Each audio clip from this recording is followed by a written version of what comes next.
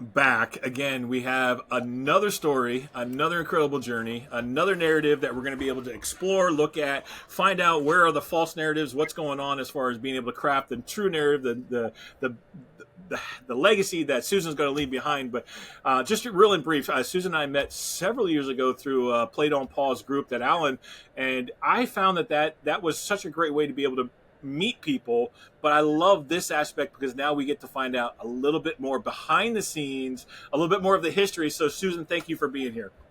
I'm so glad to be here, Tim. It's great to see you. Yeah, so let's start with the beginning, where we always start. 30 seconds, we meet in an elevator. And who are you? Who's Susan? Who is Susan? Oh my gosh, 30 seconds. So I live close to the coast. I walk on the beach no matter what the weather with my dog. And in the springtime, I am taking care of my gardens, my bees, my chickens, and my grandbabies. Oh, that's wow. Living on the coast, you didn't really say where, so it could be Alaskan coast where it's super cold, or it could be Florida coast. I don't know where we at. We're on the coast. We're on the southeastern coast of Massachusetts, right on the Rhode Island border. So you never know. It So could be it's Alaska or Florida. Well, and then you got the polar bear plunges up there. I hear there's a lot of that kind of stuff. You got a lot of those things going. So this is exciting, and I love hearing about that, and I love the whole aspect of being able to be outside because that's part of my passion. But let's dive into the beginning of as you were growing up. What were the beliefs or the perspectives? What was it like that you thought you were going to be, or what were the things that were happening at that time? And I say this every time. Sometimes it is something that was spoken directly to you. Somebody told you you had to act that way or be that way. Sometimes it was an example, and sometimes it was a traumatic event. It's different for everybody. But what shaped that perspective of who you were going to become? So interesting because I knew that we were going to be talking about this, and I thought, gosh, there's so many pieces of me. Which one am I going to pull out this time? And I think where I'm going to go with it is how it was always, I always thought I had to be the one who knew the things. I thought I had to be the smartest in class. I had to get 100s. I had to be innovative. I had to be a little bit more. That was one part. And at the same time, growing up in the 60s, early 70s, it was also, yes, but you're a young woman, and so you can't shine too bright, Mm. right? You can't always raise your hand in class because somebody's going to make fun of you. So it was that like my internal wanting to be the best, wanting to be the smartest, wanting to get the 100 and the extra credit. And on the other hand, not wanting to shine too What much. what started those thoughts? Was that society? Was it pressure from friends? Was it what? Where did that come from? Because we're all taught, and I think that there's a core there, like you said. I want to be the best and I want to shine, but yet you had that outside pressure. So there's kind of an interesting dynamic going on there. It was probably my father. And now that I'm thinking about it, I probably have passed that same baloney on to my own kids because I used to always say to them growing up, well, anybody can be ordinary, right? Or anyone can be mediocre. You're special, right? And I probably put that same kind of pressure on them that I put on myself. Mm. Oh, let's dive into that. Make me laugh. So when we look at that pressure, it's interesting because when we look at our society, the success aspect of it is yes, you need to be the best, and like you just mentioned, the ordinary. So there's an element of truth in there. Where is the false part of it, and what did that, or what kind of impact did that have on you? Well, you can't always be the best. And you know what? It's okay if you're not. It's okay. My third daughter, Zoe, reminds me of this all the time. You don't have to, Mom. It's okay to sit and relax sometimes. You don't always have to be productive. You don't always have to be doing the things. And so now, as I'm where I am now, I do still have to kind of work at that a little bit, that it's okay to be okay. And it's okay to not always be doing. I don't know if that answered your question. Well, kind of, it does. I mean, because it's definitely something that we strive for. What were the circumstances or the scenarios where this showed up in your life, and then how did it really impact your perspective on? It sounds like a little bit of perfectionism. That Oh, was yeah. that was part of it, but then you have that other aspect of, well, I can't be perfect, and I can't show up, and I can't be shine too bright because it's just not appropriate. Yeah, so there's those places, right? So of course in college I had to be the best. In my first job I had to try to do all of the things, and working 70 hours a week in corporate. I was a quality control manager for a dairy. Dairies are 24/7, so you could really work 24/7 if you Mm. wanted to. And I was young and I wanted to impress, and I did all of the things even if they weren't in my job description. And then that meant burnout, Mm. right? And so that's a thing. And fast forwarding now, I'm trying to think of what the second part of your question is. How did I come to terms with that? I think becoming a parent. I have 4 children of my own and a couple of others that kind of went through my home that I call mine, my extensions. Um, and knowing that just sometimes just being there, in their case, just being there for them was enough, Mm. and to not push them to get. Oh, and actually, I'm thinking about this one talk that I heard. Somebody came, Pastor Johnny came to speak at the school about teenagers 101. And it was like an epiphany for me, because he kept saying that you got to set your boundaries. You got to make sure your kids know where the boundaries are. They know where they are and how to come back in. But it's really the unconditional acceptance and love that they receive from you that's going to bring them happiness. It's not going to be being productive. And that this was a big one too. That in this part of my life where I'm talking about raising my kids, which was, who knows what they're doing, right? I know there's books out there now, but you just do what you do. And I was a pusher. What are you doing sleeping? I'm an early riser. Like, what are you doing? And he said, look, teenagers need the same thing that babies need in the first year of their life. Babies need food to know that they're loved and accepted, and they need good rest. Mm. And he said, that's what teenagers need too. And that was like, oh, okay. So unconditional love, of course, good food. I'm a Jewish mother. Of course, I'm going to give them good food, and lots of rest. It was the rest part that I had Yeah, to. it's interesting the concepts and the ways that we are ability. I mean, we're always able to change. We're always able to adapt. And some of that is the realization of being able to adapt out of that. But there, again, kind of coming back to this one point of, you said earlier, is that, but you're a woman and you're not allowed to shine too bright.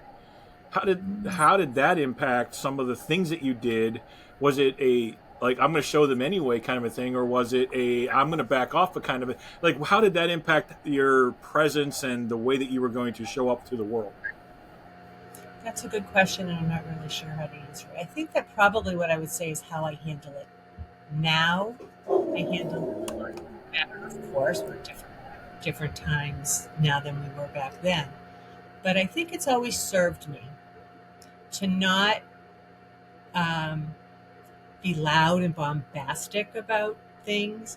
But if there's a discussion happening and I have a point to make, everybody makes their point, and then I can chime in with something that's well thought out and is more likely to bring people into some kind of concurrence, is to find the commonality of what we're talking about, and then to present an idea that in a way that everybody's feels heard. So let's transition into what was the biggest idea or shift or the situation or scenario that allowed you. What you just said there is that as you get older, and the way that you handle it is you kind of show up as, I need to think this through first, and then come with a very educated answer. But you're still going to shine. You're still going to allow your voice to be heard, your opinion to be heard. And then the other aspect is, again, trying. It's almost like, okay, I need to be thoughtful, but yet not perfectionistic. And it sounds like that was a battle that you transitioned through, you thought through, maybe had to adapt a little bit and see how people responded. So tell me about that. Was there a circumstance that really woke you up and said, hey, I need to do it now? I need to switch from perfectionism. Is that what you're Yeah, saying? we call it the bend in the road, the Yeah. trauma, experience, situation. What made you decide it is okay to shine? What made you decide that it's okay not to be a perfectionist? That it's okay to be just okay? Was there a It situation? probably, it's probably from having so many kids in my house. I mean, something's got to get let go, and everybody was fine with it. And then taking on responsibilities in my community before I started my business. So after I worked for the dairy, and then I started my family after trying for a really long time, had a fairly large family, and then started getting involved with community work before I have the job that I do now. Um, and feeling very introverted up until that point, but there's something about raising 4 5 6 human beings and being responsible for them that makes you feel like, okay, I've got this, I'm responsible for these kids, and I'm going to show up for my community and for them. So taking on different responsibilities, but also always protecting. Like I never, I don't really want to go into that, but I never really got into the chit chatty part of it as much as the what can I do, right? So I always took on kind of the more high tech committees, the more education based ones versus the more what you might think of with the PTA with the baking brownies or decorating or something like that. It was always kind of enrichment based. So was there something during that time when you started taking on the responsibilities where you felt that burnout? Because you mentioned earlier about that burn out kind of a scenario. Can you share a little bit about that experience? Yeah, I mean, any parent has felt burnout, especially if you're trying to do all of the things. So, with all the community things that I did, of course, I was up too late, sending out emails, organizing things, doing arts and crafts. I was volunteering at the Children's Museum and coming up with agenda for that. But that ended up being such great training for where I ended up in my professional life right now, which was learning all of the different aspects of communication and Mm. how to be communicative in a larger scale way so that committees ran well or the communities knew what was going on. Hmm. Yeah. So I guess because I've experienced this with some others, the burnout aspect. Some people hit a block wall and they are just done, and they have to disconnect. And was that the experience, or was it more of there was just a little warning signal that went off, and it was like, okay, I need to change, I need to adjust. Yeah, I think I just eased into it. And you It was yeah. it's just, what, again, so bunch of kids in the house, and what I kind of left out of there too was when I left my job at the dairy, then had a bunch of kids, and then just a few years later, my mom had a car accident in Florida, brain injury and a spinal cord injury, Mm, and I ended up bringing her. I guess I forgot that part to bring this in. I ended up having to med back her up to Massachusetts, get her into the Massachusetts hospitals. mm, And so now I'm doing full care for my mom, plus all those kids in my house. So there isn't time to think about poor me. I yeah, worry about this. You just do. You yeah. just do the things you have to do, and you make do. And I mean, I'm not going to discount the fact that I have an incredibly loving and supportive husband, Mm. and that is a huge key as well. Yeah, absolutely. Yeah, and I find too, did that have an impact on your personality as well? A lot of times when there is a major individual that you have to take care of, it kind of changes your personality. It changes the way you act and the way you operate. Yeah, I feel now that I have had those kids and taken care of my mother in such a crisis, because then I took care of her while she was in my home for I think 5 years, and then I was her guardian for another 17 years after that. Um, then you feel like I can do anything. Mm. Right? If I can raise these 5 kids and they're all doing amazing and they're all in good relationships, and if I can care for my mother and advocate for her, then really everything else falls away. Mm. And it's amazing how those priorities and things change. Did you grow up thinking that that was where you were going to be, or was that just something that kind of happened and you took on that role with all of the gusto that you've got? I don't remember what I thought of as a kid what I was going to be when I grew up. Probably, some kind of a scientist, and I was a food scientist working at the dairy. And then I was able to take a lot of the skills that I learned there, not only the computer skills, but the setting up of standard operating procedures was a big part of my work there. Mm. And that's how I'm able to help the people that I work with now, is by meeting them where they are, right? So I think that's an important part, is seeing everybody. I was listening to your interview with Dave Englund today, and it was so interesting that towards the end he said he sees everybody with like a sign over his heads, over their head, like they're struggling. Like everybody has a struggle. Mm-hmm. And it can be a big struggle and it can be little struggles. And I think that when you see somebody, you meet somebody, you want to engage with them, whether it's professionally or to start a relationship or as a colleague. I think that's important, is to know where they are and to not discount. All right, they're just not there yet. Right? I work in the tech, right? I work with digital marketing. So people come to me, they don't, and they are like, oh, I have no idea. I don't know what to do. I'm like, well, that's because that's not your zone of genius. That's my zone of genius. Yours is your area, and let's make sure that shines. Mm. Yeah, and I can see so often, and some of the conversations and some of the stories that you're telling me, I can see so often that your zone of genius, that SOP, and the ability to figure things out, man, that's just absolutely incredible. So what are the things, because it sounds like you have been relieved of responsibilities because the kids are now grown and there's things that you've been relieved of, so you've gained back some of your time. Yeah. That transition, did you feel a sense of loss in that, or was that just a normal sense of this is just a change of seasons? It was just a change of seasons. It was fantastic. They all moved out. Last one moved out. A year later, we moved to this house near the coast, and it's just been getting better and better. And because I work for myself, I have my own business, I can, I'm in charge of my own time, Mm. and I work as much as I want to. I try to work smarter, not harder. I control my calendar so that I can enjoy the outside and Yeah. the babies. Yeah, that's so incredible. So let's step into what is it that you're doing now to craft that narrative. What is the legacy that you want to leave behind?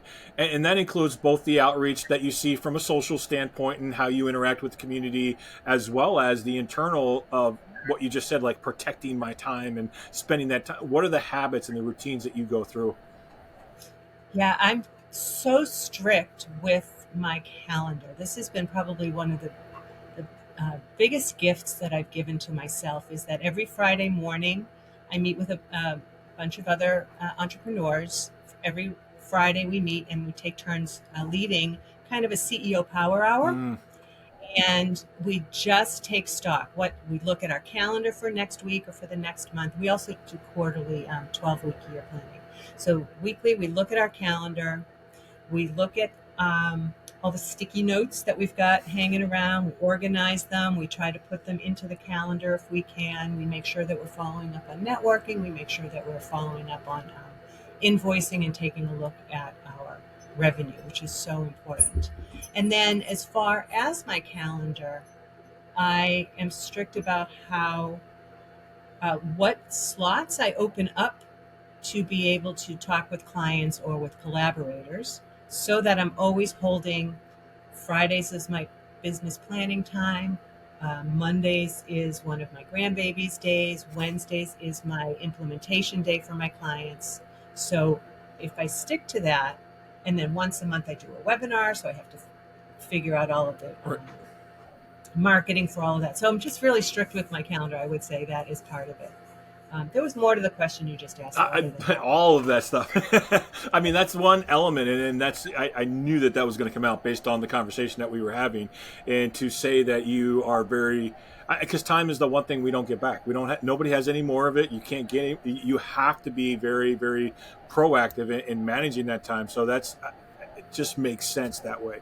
What are the other things that you do? Some of the other routines. It sounds like I think you mentioned you take the walk on the beach every day with a dog. That's a physical routine that you, I'm sure, maintain. What are some other things that you're doing to make sure that you stay healthy and that you stay active and involved? Yeah. So as far as healthy, yes, walking, and I just love winter walking. I never was a winter person, but now that you have a dog and he wants to go out all the time, and I live 5 minutes from the beach. It's just like layer up, go outside, and breathe it in, and really take those moments. Gratitude is a huge part of my life. Every moment, every micro moment is gratitude, and I would have to say that's probably number one for Mm. me is being grateful for being able to walk. When my mom had her accident, brain injury and spinal cord injury, and I was just like, huh, you know what? Going up and down these 3 flights of stairs to do laundry could be a bummer, but it could be a blessing. And if you can look at everything like that, so I walk every day, well, almost every day. I'm pretty dedicated yogi, have been for 23 years, and that is the physical and the mental Mm. part of that, which grounds me and keeps me in all of the good places. I am pretty conscious. I do habit stacking with my food. And so my number one healthy thing to do is put all the good stuff in my morning oatmeal so that I'm getting as much nutrients as that. Because I don't like to swallow pills. And so all the stuff goes in the oatmeal. So my oatmeal is a big part of my health routine. And um, I'm laughing a lot and being with my family as much as possible. So, what do you do as far as society and reaching out to the community? It sounds like you're still very, very involved in that too. So, what are the things that you find are really important to you? As far as community, so here, a lot different, right? When your kids aren't in school, and I'm in a new town, I am on the board of directors for the Bristol County Beekeepers Association. And that was yay because I wanted to be able to help them with their email marketing and with their website and Facebook stuff. That's kind of my zone of genius. And to meet these beekeepers are really amazing people because you have to be calm. Like calm is my calm. If you asked me what my superpower is, but you didn't, but I would tell you it is calm, calm and patience. And my goodness, beekeepers are calm and patience. I found my people there. Why do you say that's your superpower? The calm and the patience. Why would you say what? How does that come out in your life? Well, I'll tell you how it used to, and then I'll tell you how it does. Oh, I'm So again, good. five, five, five, five kids or more in my house all of the time, right? And of course, there's going to be a lot of fighting. And so you could rise to that energy level, right? And my mom used to. And, or you can kind of exude this like, and so I would like, my voice would go down. I would assess, my voice would go down, the eyebrow would go up, and then quiet because they knew, oh, wait, something, right? So just shifting that energy a little bit was so powerful. The way it shows up now with the work that I do, so I work with service-based entrepreneurs. In particular, I work with a lot of energy-based people, Reiki, um, mediums, spirit mediums, people in the service industries, as far as solar professionals. And there's a lot of anxiety around digital marketing. There's a lot of like, either they hate it, it makes them want to vomit, they don't want to do it, but on the other hand, they want to grow their business. And when I start to go into these, you got to do email and you got to do this and SEO and analytics, and they're like, people have come in tears. And if I can again exude this calm and this patience and hold their hands and say, all right, we're going to get through this together, and you're not going to have to worry because we're right here together. I think that carries through. Mm. Yeah, absolutely. You're taking the stress out of something that seems to be almost unattainable. It's like I don't understand it, so I don't get it. But no, that's incredible. So, um, we're starting to wind down a little bit. But is there anything that you feel that you have learned through your life that you really want to share with somebody else? Is there something that is like, man, this was probably the best lesson that I walked away from? And what was the circumstances in learning that lesson?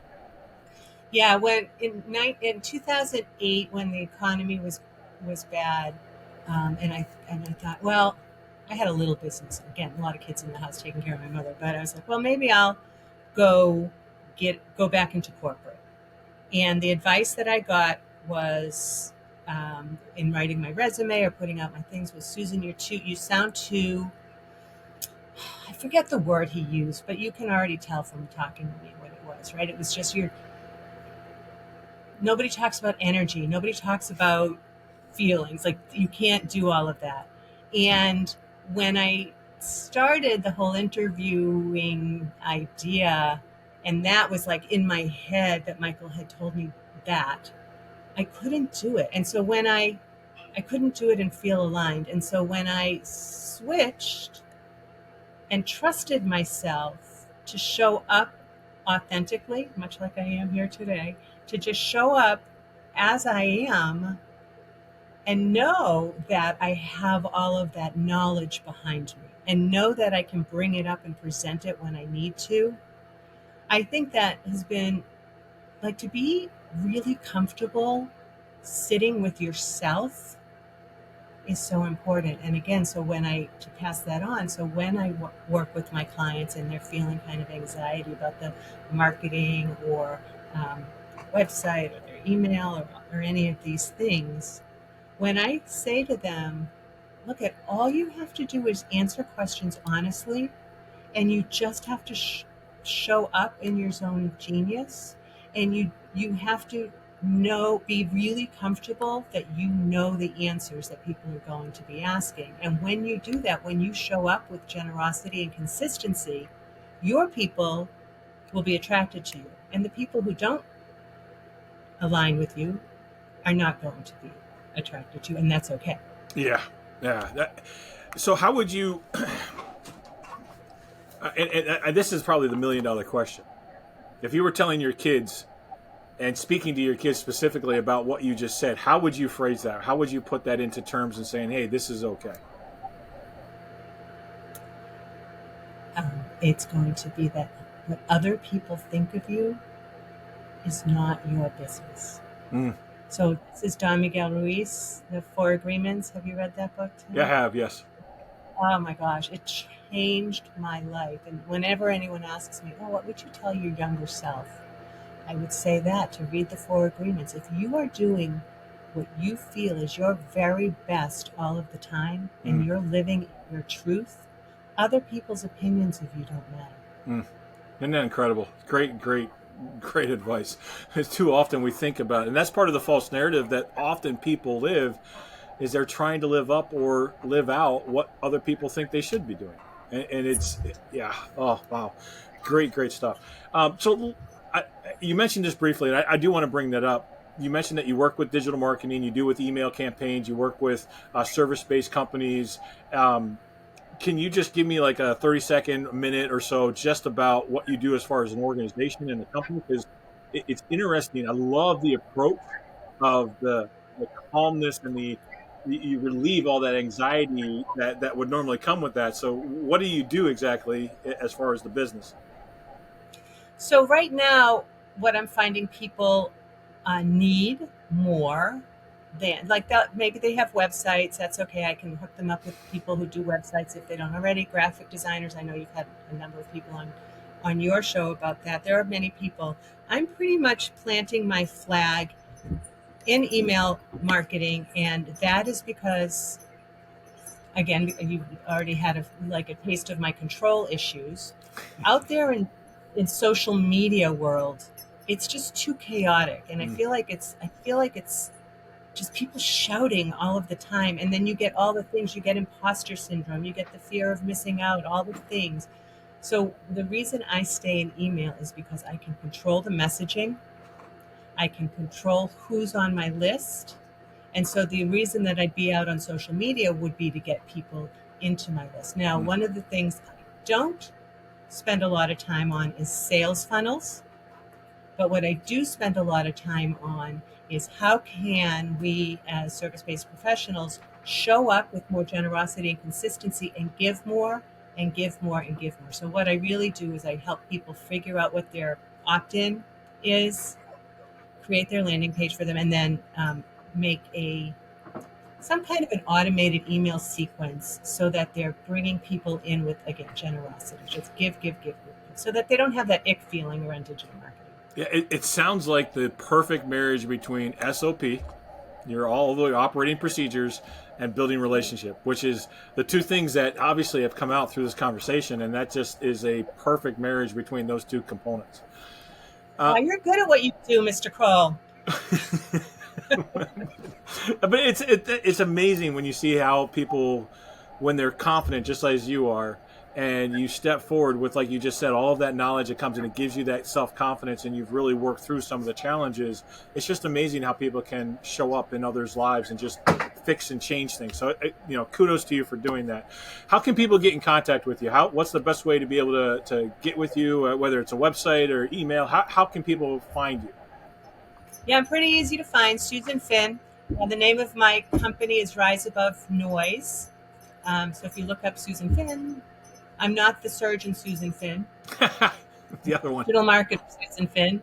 Rise Above Noise. And then, of course, on my website, there's a Rise Above Noise /goodies. You can get all kinds of free resources and learn more about how I show up and how I help the people that I help to show up, right? So one of the things that you mentioned today, I'll say real quickly, that we're talking about time and energy. One of the first things I always say in my monthly webinars, so you can come join a monthly webinar is that the only resources we really have are time and energy. We can make money, but as you said, we can't make more time and more energy. And so we just want to make sure that you're using both of those resources very intelligently. Yeah, so good. So good. So again, thank you for sharing. Thank you for coming on. Thank you for telling us part of your journey. I know when we were in the green room previously, you said there's a lot of other things, and we were just going to be like, okay, let's see where this goes. And I'm thankful for what we've talked about, because I think it really will leave an impact. All right, last thing, is there anything that you felt like, hey, I just need to revisit this because this was the one thing that I want somebody to walk away with? I think we covered it. I don't want to be repetitive. I think that's it. I think it's the main thing that I'd love to hammer home is to just show up in your own authenticity. Nobody else's opinion of you matters. Perfect. Well, thanks again. For those listening, if you're listening to the podcast, make sure you go take a look at the video, because the hand gestures that we both share, because we're very expressive in the way that we talk. So you miss some if you're not watching the videos. But again, love to be able to share if something has resonated with you, and whether you reach out directly to Susan, you reach out to me. That's the reason why we do what we do, is because we love being able to hear the impact that we're having on others. So until next time, keep writing and crafting your narrative, because your narrative is really, truly what matters, as is everybody's story makes a difference. Until next time, we'll see you guys.